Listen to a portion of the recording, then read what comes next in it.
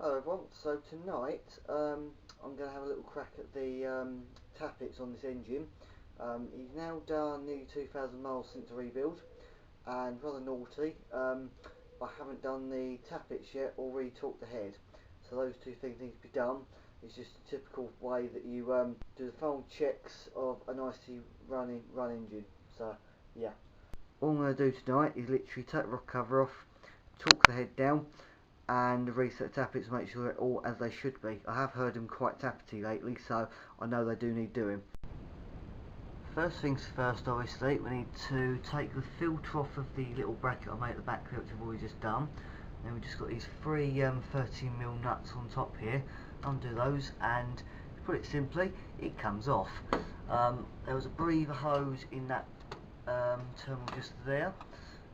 That's literally just pulled straight out. Decided to take the liberty and actually disconnect the fuel pipe altogether, purely because it was quite tightly wrapped around there. Just gives you maximum amount of accessibility and as little as possible in terms of obstacles. So now all three bolts are off. All I'm going to do is literally grab it by the filler cap. Obviously you've got to clear the three studs, and then you've just got to get all the outer side to clear it as well, so I probably have to come out every ickety-pickety angle. This does look deliciously clean, I think, you'll agree. All still nice and shiny, and no build up of any sludge, which is brilliant, because obviously that means everything's working it's supposed to be. So basically, the general principle is, obviously you've got 10 bolts, 5, and you basically tighten them up in a nice spiral pattern. It's almost as though you're rolling out dough on your kitchen worktop. So you start in the middle, work your way out in a spiral pattern like so. So you just literally have to crack each bolt off in turn, a quarter of a turn, then just tighten it back to what it should be, which is 60 Newton meters. Well, sadly there wasn't much to be able to show you here, because obviously I've just used a wrench, I've just tightened everything down, so you can't really see the difference I've made. But I have just been round them all, made sure they're all nice, exactly as they should be, cracked them off quarter of a turn rather. Tightened that down to 60 Newton meters, and yeah, I'm now ready to start making sure the tappets are adjusted. There is a slight curveball here, because I made the slight error that I put a starter dog on this crankshaft, not a bolt, and the bracket that I made for the radiator last year kind of covers the hole that lets you get to the starter dog. And in addition to that, the handle I've got isn't actually long enough to clear the bumper if you try and operate it. So what I'm going to do instead is I'm going to jack one side of the car up at the back using using the torque tube. I'm then just going to stick it in 4th gear, and I'm going to turn it over with the wheel, and basically it just means I can turn the wheel, watch everything moving as it needs to, stop and start as I need to. So yeah, one way to get around the problem, eh? I'll just add that I slightly lied then, because you will have noticed that the air filter has been taken off. That was purely because I could physically not get to the bolt there in the centre of the screen, and the two next to that for that matter, with the air filter in place. So took it off, but it also means that I'm going to have better access to the tappet arms on this side where the valve springs are. So obviously that side you put the feeler gauge to check the tappets. So yeah. In one way, a bit of a pain to take it off, but on the other hand, it's going to make my life a lot easier for the next job, so hey ho, not complaining. Suddenly thought, I wonder if it'll be any better in 1st gear rather than 4th gear. I can tell you it's not. It's just as hard, because I still can't turn it, no matter how much I try. So I'm pretty much adamant that a lot of people aren't going to like me thinking of this idea, but I've got these in the car, and well, I've got an idea. Loosen them off, clamp them to the starter dog, and spin it that way. Logic. Okay, so the starter dog with the mole grips is working perfectly fine. No, people aren't going to agree with the idea, but if it works, it works. Right, so as far as setting these up are concerned, it's exactly the same as when I rebuilt it. Obviously, if you've got valve number 1 this end open, then valve number 8 the opposite end is closed, and therefore you can adjust it. You've got exhaust, inlet, exhaust, inlet, and exhaust.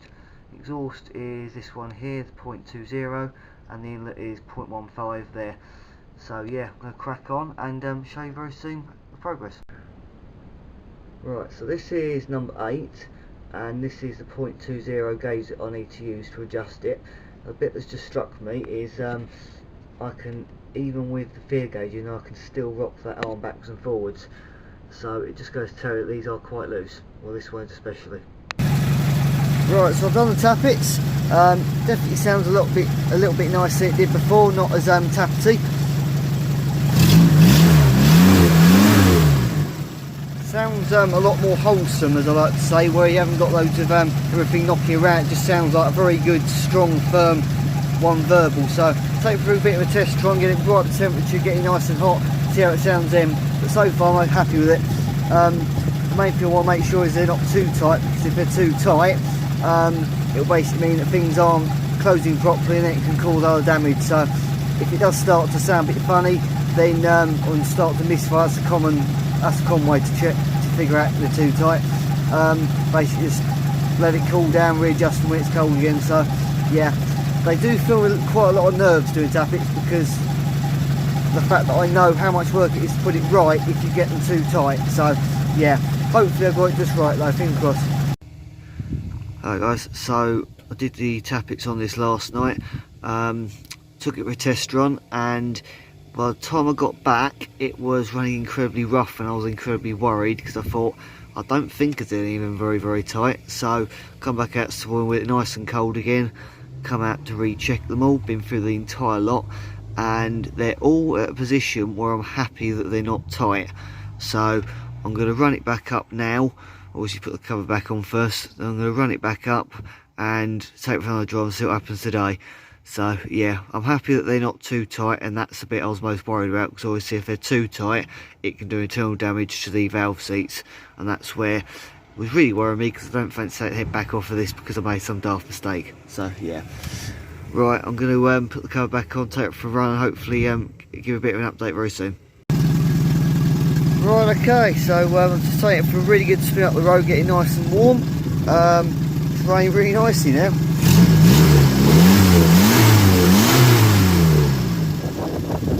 A bit of a leak on the exhaust, I think, but doesn't seem to be affecting it yet. So I'll get some exhaust paste to sort that one out.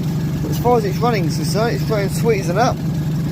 Just need to get a spring washer for that, because at the moment it vibrates a little bit when you rev it up. So besides that, really happy with it.